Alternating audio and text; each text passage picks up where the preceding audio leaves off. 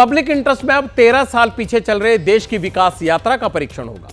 देश की आबादी कितनी है ये जानने के लिए केंद्र सरकार हर 10 साल बाद जनगणना यानी सेंसस करवाती है। सेंसस के डेटा के आधार पर केंद्र सरकार विकास की योजनाएं तैयार करती है।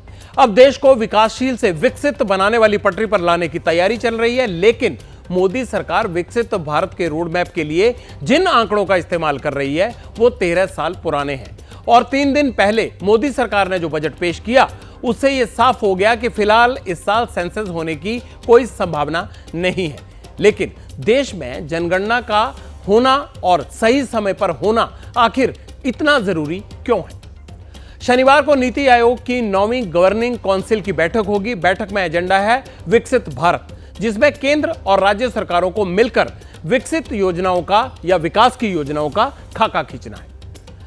इस वक्त भारत की अनुमानित आबादी करीब 144 करोड़ है, लेकिन 2011 की जनगणना के जिस डेटा को आधार बनाकर डेवलपमेंट के प्लान बनाए जा रहे हैं उसमें देश की आबादी 121 करोड़ ही है। इसीलिए विपक्षी नहीं बल्कि केंद्र सरकार के सहयोगी भी देश में जनगणना कराने की मांग कर रहे हैं। 2021 में हमारा जनगणना होना था और उस टाइम पे कोविड का टाइम हो गया। पुराना डेटा 15 साल का पहले वाला पुराना डेटा का रख के कोई भी प्लान करें ये कितना आउटडेटेड हो जाती है, कितना मिसमैच होती है, इसका ये सरकार समझने के लिए तैयार नहीं है। ये सरकार का सिर्फ अरेगेंस का चक्कर है। जनगणना जो होती है 10 साल के बाद होती है और जनगणना होनी चाहिए, ये बात सही है। अभी मतलब जो सेंसस कमिश्नर है तो उनको पूरा अधिकार है और वो मतलब जो 21 को जनगणना होनी चाहिए थी लेकिन थोड़ा लेट हो गया है। बहुत ही जल्दी मतलब जनगणना होगी।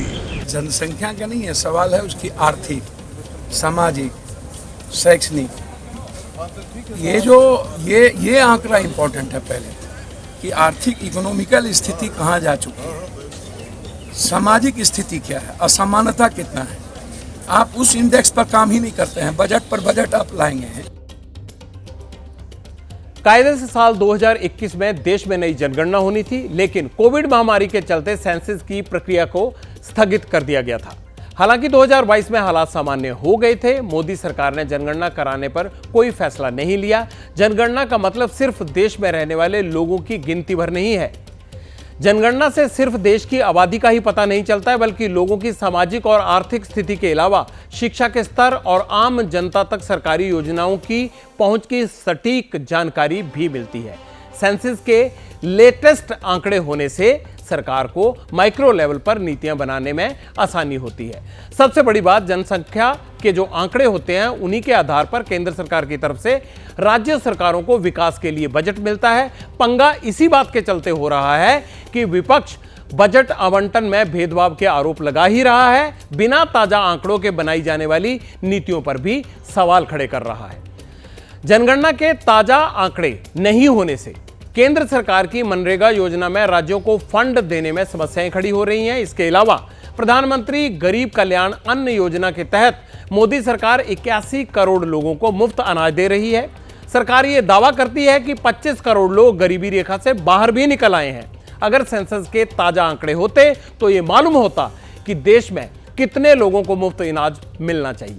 राज्यों का कहना है कि जनगणना के सही आंकड़े ना होने से अनुसूचित जाति और अनुसूचित जनजाति के लिए बनाई गई योजनाओं के अलावा वृद्धावस्था पेंशन, गरीबों के लिए आवास जैसी योजनाएं बनाने में और उनके लिए पैसों के आवंटन में परेशानी होती है। इसीलिए 6 राज्य पंजाब, कर्नाटक, केरल, तेलंगाना, तमिलनाडु और हिमाचल प्रदेश के मुख्यमंत्रियों ने कल होने वाली नीति आयोग की बैठक का बहिष्कार कर दिया है।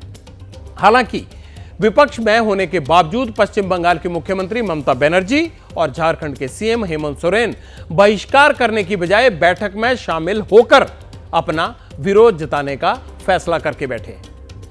देश में विकास की नीतियां बनाने के लिए जनगणना के ताजा आंकड़े क्यों जरूरी हैं? इस सवाल का जवाब अर्थशास्त्री प्रोफेसर अरुण कुमार से समझिए आप। अगर हमारा जो सेंसस जो है वो जनगणना जो है वो अगर डिले हो जाता है तो उसका डायरेक्ट असर इतना बजट पे नहीं पड़ता है जितना कि इनडायरेक्टली पड़ता है, क्योंकि जो जनसंख्या है उसके आधार पे हमारे सर्वे होते हैं। मेरा मानना है कि जो मोटे मोटे तौर पे जो चीज़ें हैं कि हमारे जो बेरोज़गारी कितनी है, उसकी संख्या हमें ठीक से पता नहीं, लेकिन क्योंकि आज नौजवान बहुत प्रोटेस्ट कर रहा है, बाकी और प्रोटेस्ट हो रही है, गरीबी वैसे बनी हुई है, तो इसलिए हमें जब सेंसस सही होगा तभी सही आंकड़ों का पता लगेगा कि कितनी गरीबी है और कितनी प्राथमिकता हमें असंगठित क्षेत्र को देनी चाहिए। तो ये बात सही है कि जो हमने प्राथमिकता असंगठित क्षेत्र को उतनी नहीं दी है जितना संगठित क्षेत्र को दी है, और सेंसस के आंकड़े आएंगे उससे और ज़्यादा बेहतर पता लगेगा कि असंगठित क्षेत्र में किस प्रकार की परेशानी है और बेरोजगारी किस प्रकार की है। तो हो सकता है कि हमारी जो नीतियां हैं वो और सही बन पाएं।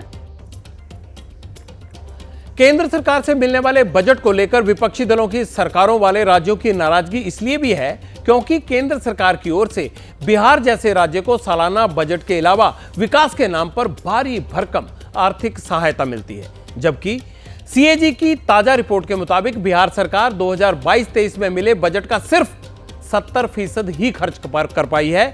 बिहार को 30% बजट केंद्र सरकार को लौटाना पड़ा। कहने का मतलब सिर्फ इतना है कि अगर केंद्र सरकार के पास सेंसस के ताजा आंकड़े होते तो ज्यादा रकम शायद उन राज्यों को मिलती जिन्हें विकास के लिए ज्यादा बजट की जरूरत है। जैसे ही घड़ी का काटा दोपहर 2:30 पे आए, बबीता जी का दिल सास बहू साजिश के लिए मचल जाए।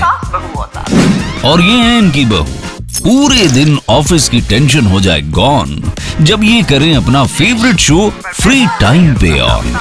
इनकी तरह आप भी देखें अपना फेवरेट शो अपने टाइम पर और डाउनलोड कीजिए एबीपी लाइव ऐप अपने स्मार्ट टीवी पर।